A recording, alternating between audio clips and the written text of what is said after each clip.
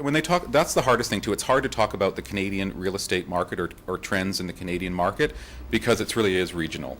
What's happening, when and they... what you have and yes. location. And what, certain places like in Ontario are rural properties, and certainly there we're not seeing the same kind of model of time frame of sales there that you would see in Toronto. So even within Ontario, it's regionally broken up. Like in the GTA right now, it's a very, very hot market. Still, it's actually, there used to be a time when it was the spring market and the fall market. And now we don't really, they seem to bleed into each other. The market just kind of continues. It certainly is a seller's market. I mean, the other evening in my office, we were talking about a colleague had a client who went into a multiple offer presentation on a downtown condo, just a very ordinary, really one-bedroom condo, and there was 20 offers on the table. So they talk about the market kind of cooling off a little bit. I think it's cooled off just a little bit. So I think it's certainly if you're thinking of selling, because actually there's a lack of good inventory. So if you want to sell a property and you were thinking this time last year, gee, wonder if I should sell? Yes. that is the answer to that question. In what sense is there a lack of good inventory right now? It's classic supply and demand. There's this many good properties, and there's really this many buyers. Like when you go out, if I go out, I work with both sellers and buyers, but when I go out on the weekend with some clients and we go to see, for example, some houses in a popular area like Leslieville or Riverdale, it's like being on the like, oh hi, we saw you at the last open house, and oh hi, how are you guys? Right. There's like, it's the same group of people looking for the right place. There's like the trail of people trekking along, from property to property. There's a lot of people out looking. Why is Leslieville so high? That's where I live. Oh, are you thinking of selling? Leslieville is hot because there's only so much, they're not making more land in the downtown core. It's to go through a classic gentrification sort of process. And I remember a time when, I'm a Toronto boy, was born and raised here, so I remember there were certain areas that were like, like Leslieville.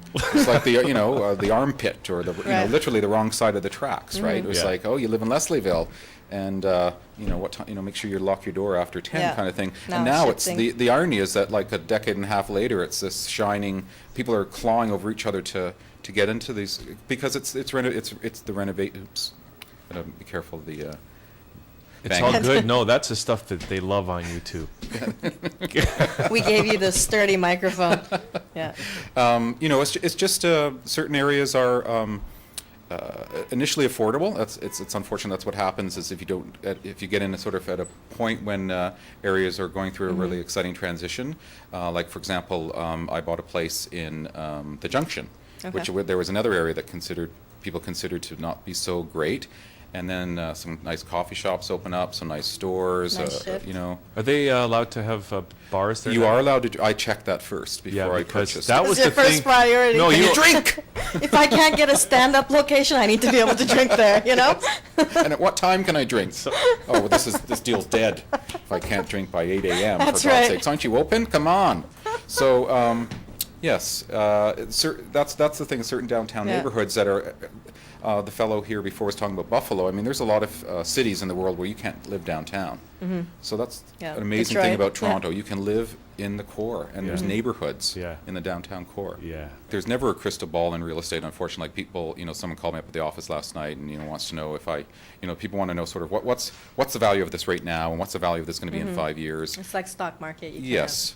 But the one thing, though, is in terms of historical trends in the city, I mean, I like to look at this, and, it goes like this. I mean, Toronto is one of those places where real estate has continued to increase in value, so I think it's a fantastic investment.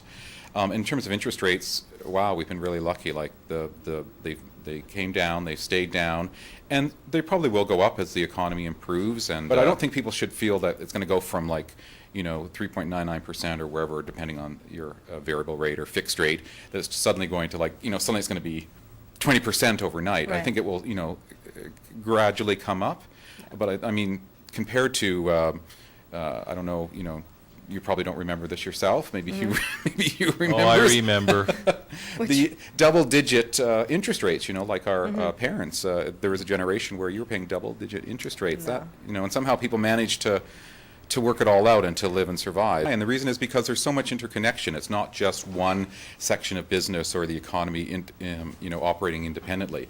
There's so much interconnection, right? Yeah. So that's why when people say, well, what's the value of this or what's the value of that going to be, it's not that you're avoiding the question, it's that, well, what's going to happen in the economy over the next 5 years? Right. A lot of these things are going to impact each other. So something I think about with real estate is that there's always going to be another property. Sometimes people get, they get sort of in the sort of the head, deer in the headlights about, there's Yeah. only one I great love that house out there. yeah. I love that house. Yeah. And I must have that. Well, there's, and then they get into this unfortunate market where we're in now, where you're having to compete.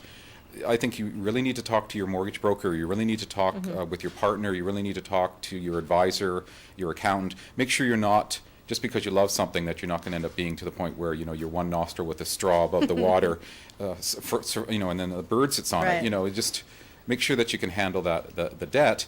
Right. And if this is the right time and you can handle it, great. If not, maybe you should expand your, not everyone can live in Leslieville, That's true. or wherever that's hot. Yeah. And at that point where people are so emotional about what's happening in their life, and then Yeah. they cry and they hug each other, and then they hug you and you hug them, and so it's not just all about yes, I'm going to maybe make some money. It's also being a part of something that's very exciting.